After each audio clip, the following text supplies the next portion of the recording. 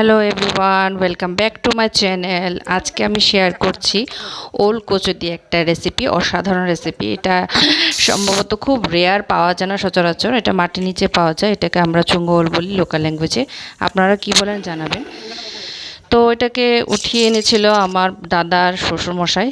আজকে উনি আমাদের বাড়িতে এসছেন গেস্ট, তো নিয়ে এনে দিয়েছে। ভালো করে পরিষ্কার করে আমরা ওটাকে টুমটুম করে কেটে প্রেশার কুকারে একটা সিটি দিয়ে নামিয়ে নিলাম। এই সাইডে পাশে আরেকটা কড়াইয়ের মধ্যে শিমের বেশি ভালো করে টেনে নিচ্ছি। নিয়ে এটাকে কুকারের মধ্যে দিয়ে 2-3টে সিটি দেওয়ার পর নামিয়ে নেব এক সাইড করে। তারপর এখানে কড়াইতে ডুমো ডুমো করে আগে থেকে আলু কেটে রাখা ভালো করে নুন হলুদ দিয়ে ভেজে নিলাম লাল লাল করে। এটাকে এক সাইড করে রেখে দিলাম।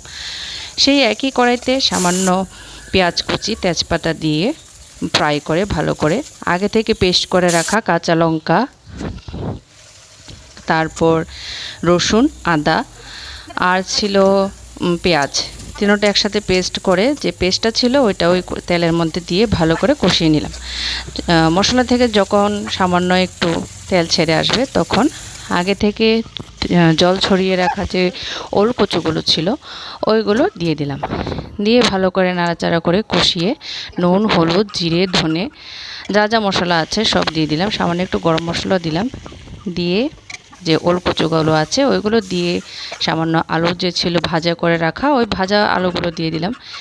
দিয়ে তার মধ্যে একটু সামান্য টমেটো সস দিলাম। তারপর জল দিয়ে ভালো করে সেদ্ধ করে নিলাম। তারপর নামিয়ে পরিবেশন করুন। বাই।